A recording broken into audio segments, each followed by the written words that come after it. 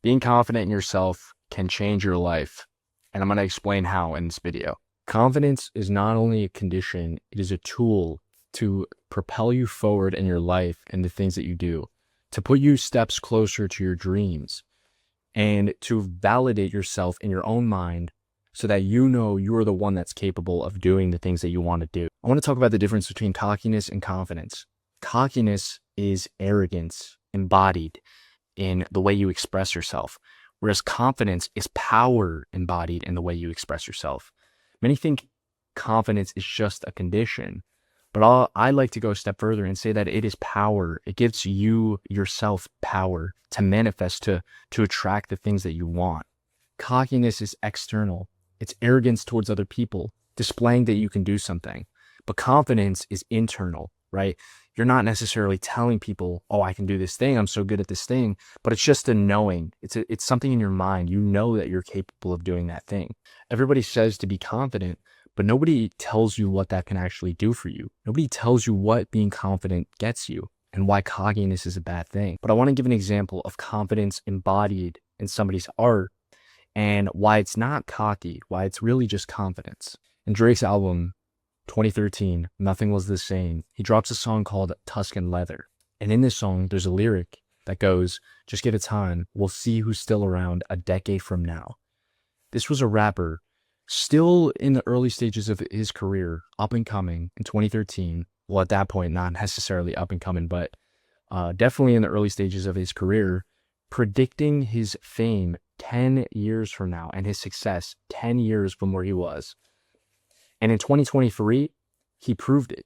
10 years later, and even to this day, 3 years after 2023, he's still proving why he's the top of his game, why his confidence was a reflection of his capabilities, what he knew he was capable of. So that brings me to my next point. Confidence isn't just you blabbering about some random thing that you think you can do. It's based off an internal validation of your own skills, what you know you're capable of, what you've learned in your life. It's a confidence in that. It's knowing that you've done things before so that you can do other things, right? Everybody talks about confidence, but what even is confidence embodied? What does it actually mean? Confidence is defined as the feeling or belief that you can have faith in or rely on someone or something. In this case, you are the someone, right?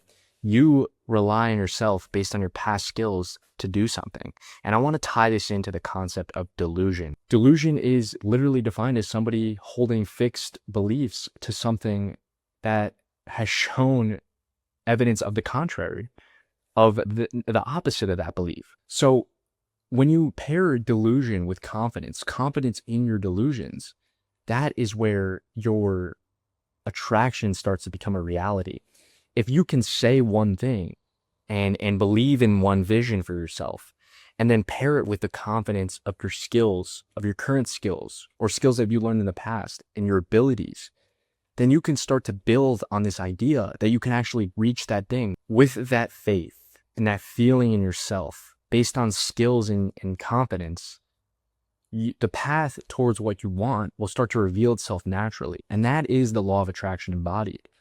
When you believe you can do something, no matter what happens, delusion is the perfect way to put it because it's contrary to what is believed to happen. You need to have so much faith and so much confidence in your vision that it is delusional, that it is contrary to what most people would believe is going to happen.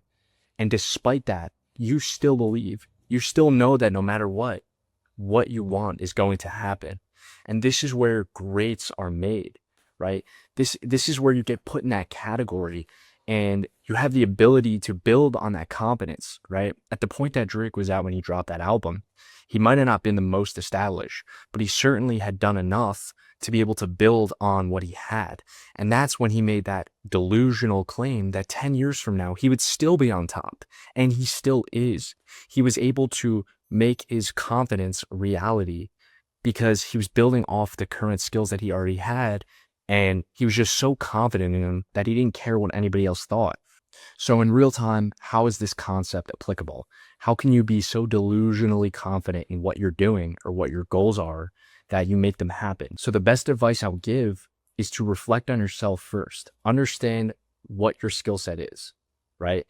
Then look at your goal, right? And how does your skill set align with your goal? How can you make the two overlap? How can you use your current skill set to go towards that goal? And if you don't have a skill set that aligns with that goal, then develop a skill set that aligns with that goal. Figure out what are the common skills to have that align with that goal and pursue them relentlessly. Pursue them with crazy confidence, delusional confidence until you achieve them. And then you'll see that in the process of going to develop those skills, you'll already be on the path towards achieving your goal.